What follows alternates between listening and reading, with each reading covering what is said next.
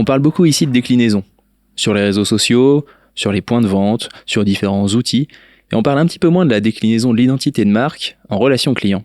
Et ça va être le sujet du jour. Pour en parler aujourd'hui, je suis avec Benjamin. Salut Benjamin. Salut Thomas. Benjamin, tu es directeur de Tête à Tête, qui est le centre de relations clients du groupe The Links. Tu es juste à côté, on capte juste à côté de tes équipes qui sont derrière. Est-ce que ce sujet de l'identité de marque, voilà, c'est quelque chose, tes clients viennent te voir avec ça, en quelle mesure c'est prioritaire pour eux? Alors effectivement, c'est prioritaire pour les marques qui confient leurs relations clients à un centre de relations clients comme nous, puisque nous gérons la relation client pour le compte de marque. Nous sommes un centre de relations clients externalisé, et donc c'est hyper stratégique pour eux, et bien que le prestataire, tu verras tout à l'heure, je vais parler de partenaire, mais le prestataire qui gère leur relation client est vraiment pris en considération leur identité de marque. Souvent, c'est un frein qu'on doit lever avec les marques qui veulent externaliser ou qui n'osent pas externaliser, parce que justement, elles se posent la question de qui peut mieux que moi parler de moi. Et alors forcément, faire le pas de l'externalisation, c'est une question qui se pose. Et donc nous, on essaie vraiment de les rassurer en leur disant qu'on est en mesure de le faire, qu'on est capable de le faire. Et d'ailleurs, une fois que nous avons réussi à je dirais, bien incarner l'identité de marque, finalement, ça leur permet de se concentrer, eux, sur leur savoir-faire premier, leur propre de leur activité, en fait. Le vôtre, c'est celui de la relation client, justement. Exactement. Ils peuvent compter sur vous. Les principaux enjeux, alors à ce moment-là, pour justement réussir à bien incarner, c'était ton terme, et je pense qu'il est intéressant, pour bien incarner une marque, finalement, comment vous abordez ça? Il y a d'abord la compréhension et l'appropriation de l'identité de la marque. Je parlais de partenariat, on est vraiment sur de la co-responsabilité dans en tout cas les dispositifs qu'on gère avec les marques. D'abord, donc, il y a cette compréhension de notre part. Donc, on les implique énormément en avant dispositif pour qu'ils nous expliquent très clairement quelles sont leurs missions, leurs valeurs, leurs enjeux, leurs raisons d'être. Ça, on a absolument besoin de le comprendre. Donc ça, c'est tes clients, c'est directement les équipes. C'est les équipes com qui viennent. C'est quel interlocuteur vient généralement? On a des opérationnels et puis effectivement le market et la com qui sont généralement nos donneurs d'ordre, mais qui travaillent en étroite collaboration avec leurs opérationnels, donc parfois des directeurs de la relation client, directeurs, directrices. Et donc voilà, c'est eux qui doivent en tout cas nous parler d'eux pour qu'on puisse vraiment comprendre et s'approprier eh bien cette identité de marque. Une fois qu'on l'a fait, ça suffit pas évidemment, il va falloir qu'on mette en place, en tout cas qu'on mette à plat les directives de la marque. Donc c'est vraiment lié à la tonalité. Il y a toutes les valeurs, les missions, et puis il y a la tonalité qu'on va utiliser. Ça peut être la façon de saluer, ça va être la façon dont on répond aux questions, à l'oral comme à l'écrit, puisqu'on a une approche omnicanale. Il n'y a pas que la voix. Souvent, on pense qu'un centre d'appel, c'est réduit au téléphone. Pas du tout, puisqu'on gère du mail, des réseaux sociaux. On va sur des canaux comme WhatsApp, des chats.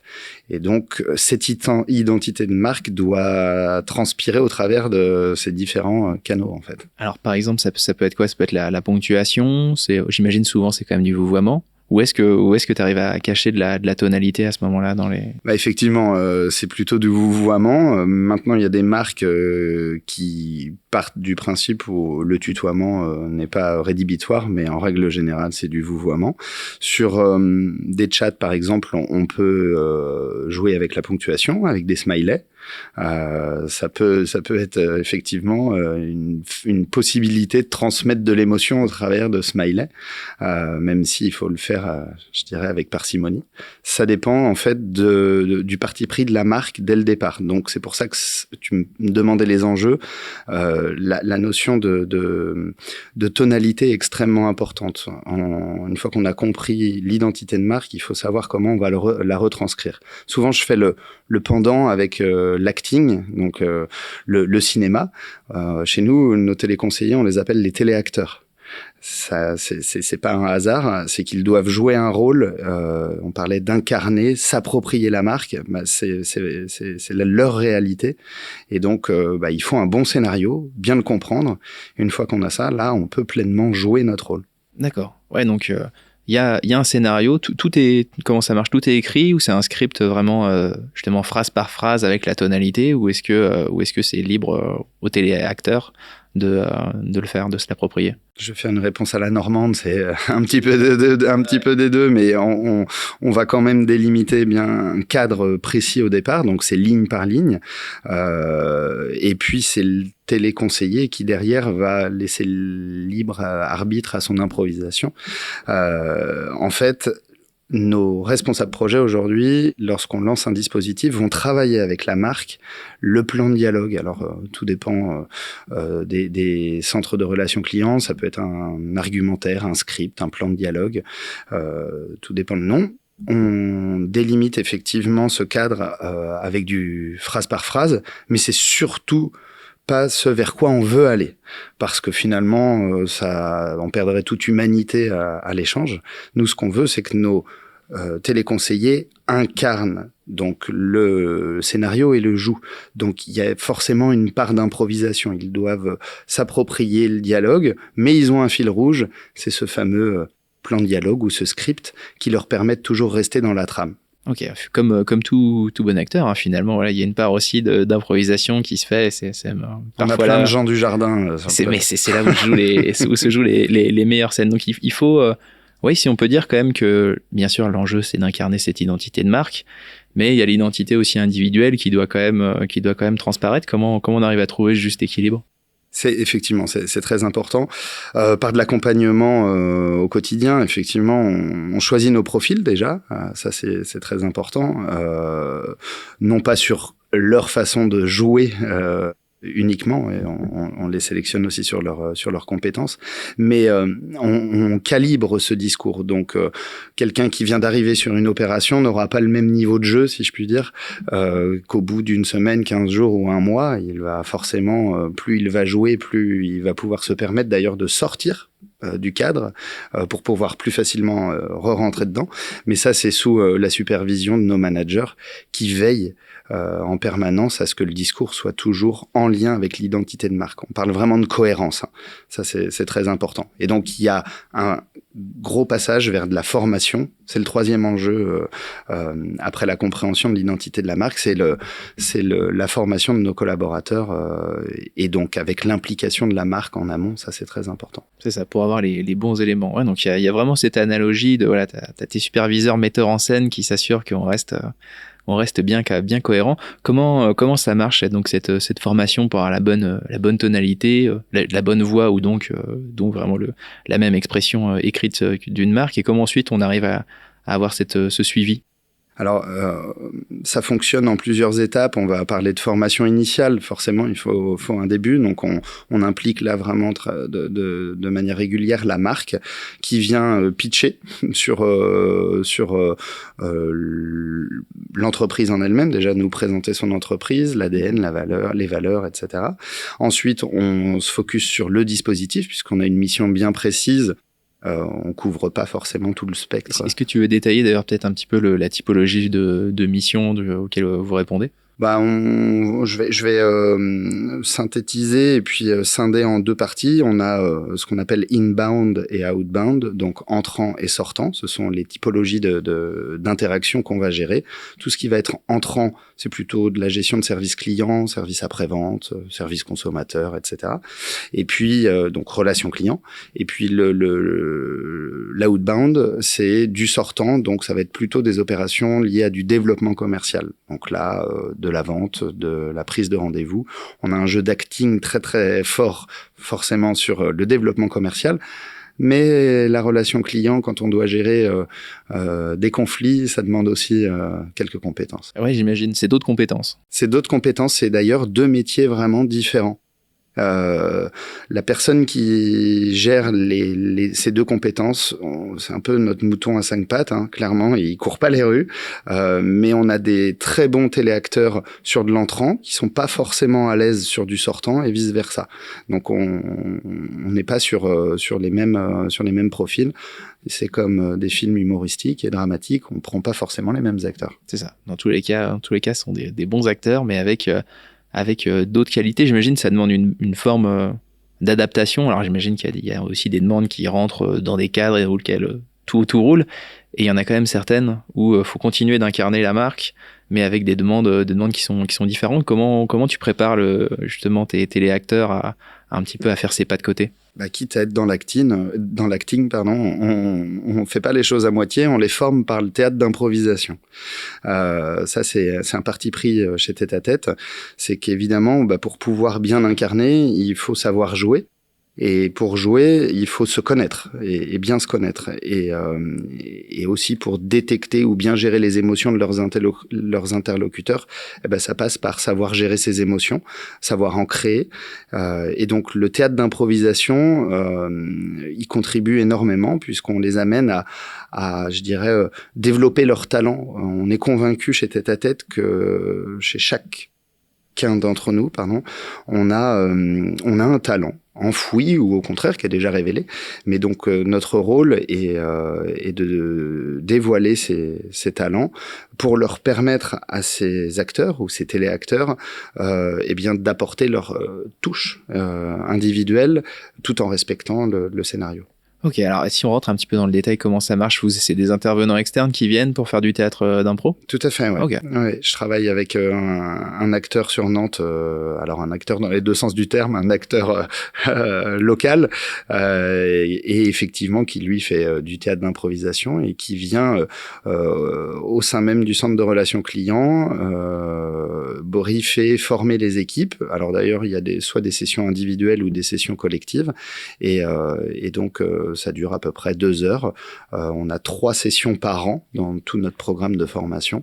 Et l'objectif, c'est d'aller chahuter un peu nos acteurs qui parfois sont très talentueux, mais le soupçonnent pas. Donc ça bouscule un peu nos équipes, mais elles ressortent toujours grandies. Puis ça se ressent parce que ça se décline en appel, en fait. Ok, ouais, tu sens que ça y est, ça a porté ses fruits. Il y a un petit peu un avant-après avec le théâtre d'impro justement sur le jeu. Déjà, nous, on s'en rend compte au travers des écoutes. Hein. Ouais. C'est on mesure et on évalue les appels, mais parce que eux aussi viennent nous voir et nous disent waouh, merci, ça nous a fait le plus grand bien. Maintenant, j'appréhende moins les appels, j'appréhende moins la gestion du conflit, par exemple. Quand on fait de l'appel entrant, on a des personnes qui sont dans une démarche de réclamation, elles sont pas forcément contentes. Parfois, c'est pour un biscuit cassé, donc ça pourrait paraître être une futilité dans notre vie de consommateur. Mais sur le moment, c'est un sujet important qu'il faut prendre avec le même sérieux qu'une intoxication alimentaire. Parce que ce sérieux-là, c'est l'identité de la marque, hein, clairement. Donc, il faut prendre le recul, mais être aussi impliqué. La règle d'or, c'est la considération de la demande qui nous parvient, et donc qu'elle nous paraisse futile ou pas, eh bien en fait il faut la considérer et être vraiment à 200% dans l'interaction. Et donc le jeu de rôle ne s'improvise pas malgré le fait qu'il faille un peu improviser. Ok. Est-ce qu'il y a, tu parlais de difficultés, est-ce qu'il y a des marques qui sont plus dures que d'autres à incarner? Il y en a des identités de marque, des traits de personnalité qui sont plus durs à incarner. Oui, ça c'est certain. Ça va dépendre de pas mal de choses, à la fois du sujet, du produit ou du service, et puis de la maturité du profil. Un jeune acteur va pas avoir la même capacité à interpréter ou incarner un rôle ou une marque versus quelqu'un qui a le cuir bien dur. Et donc Je prends par exemple un service obsèque, une entreprise qui vient nous voir pour vendre des contrats obsèques. Ça va être compliqué de le confier à un jeune étudiant qui sort d'études, qui n'a pas forcément cette maturité en entreprise, qui lui-même dans sa vie d'utilisateur ou de consommateur ou de client a pas été confronté à ce genre de produits ou services. Et donc pour en parler de manière la plus fluide possible, c'est compliqué. On parle d'intelligence situationnelle. Ça, c'est le maître mot chez Tête à Tête. On est convaincu qu'on peut créer de l'expérience client avec de l'intelligence situationnelle. Et donc, il faut forcément tenir compte de la maturité de nos profils par rapport à la technicité du produit ou du service qui nous est confié. Surtout que là, c'est vrai qu'on est dans ton exemple vraiment sur quelque chose d'intime où où j'imagine qu'il faut. Il y a un sujet sensible. Je pense à la retraite qui est peut-être plus facile à envisager que l'obsèque. Mais bon, pour un jeune qui est pas encore quoique il y en a quelques-uns, mais ça peut être difficile de se projeter et donc de bien incarner ce sujet. Ok. C'est quoi les prochains challenges, les prochaines étapes justement pour réussir à avoir une parfaite incarnation de l'identité de marque comme ça en relation client? C'est quoi les étapes d'après pour toi? Je pense que le sujet, c'est l'ultra-personnalisation. Les marques pour lesquelles on travaille en marque blanche, donc on nous confie un périmètre, un dispositif, puis on doit en parler le mieux possible. Il nous faut un accès à leur data, en fait. C'est-à-dire que l'ultra-personnalisation aujourd'hui va permettre la considération du client, va permettre de créer de l'expérience client. Et donc, cette identité de marque, elle doit transpirer au travers de la connaissance du client aussi. Est-ce que tu peux donner peut-être quelques exemples de data qui pourraient te servir, en fait, à avoir une expérience client et une relation client qui sera historique d'achat, par exemple, va nous permettre d'être proactifs. Ça paraît tout naturel de parler d'un historique d'achat. Beaucoup de marques ont l'historique d'achat de leurs clients, mais ne l'utilisent pas forcément pour personnaliser. Donc, quand on reçoit un appel, par exemple, déjà, on va avant même d'engager la conversation par téléphone ou par mail ou par chat, on a accès à de la data. Si je reconnais ton numéro de téléphone et que tu appelles notre service client, je vais déjà pouvoir te saluer de manière nominative. Ça, rien que ça, c'est de la personnalisation. Je vais pouvoir avoir des informations concernant ton historique d'interaction avec la marque. Ça, c'est une première chose aussi. Je sais que tu appelles pour la 3e fois aujourd'hui. Bon, ça me permet de me préparer déjà au fait que tu es peut-être pas content, parce que ça fait 3 fois que tu appelles. Première vue, ouais. Donc, on est vraiment toujours dans la proaction, et puis éviter de faire répéter à nos interlocuteurs, 3 fois la même chose dans la même journée. Ça, c'est toute la data qui va être drainée par nos outils de gestion des interactions. Puis il y a la data chez le client avec ce fameux historique d'achat. Je sais que ton produit préféré, c'est le produit A, par exemple, parce que à chaque fois que tu fais un achat, il est dans ton panier. Bon, je vais pas attendre que tu le suggères, je vais peut-être te proposer une promotion sur ce produit pour créer l'effet waouh, par exemple, en disant écoutez, je sais que chaque fois vous adorez consommer ce produit, mais écoutez, je vous propose aujourd'hui moins 10%. On a parfois cette latitude avec les marques pour pouvoir aller jusqu'ici. Donc c'est ça, pour moi l'ultra-personnalisation, c'est la connaissance du client et puis anticiper ses besoins. Ça, c'est le plus important. Ok, c'est ça qui permet de passer à l'étape d'après. Est-ce que tu as un dernier conseil peut-être pour justement permettre l'incarnation de marque et aussi sans doute pour inciter d'autres personnes à être plus dans l'incarnation de l'identité de marque en relation client? Le combo gagnant, c'est la proximité entre la marque et le partenaire qui va représenter la marque. Donc, je parle souvent de co-responsabilité.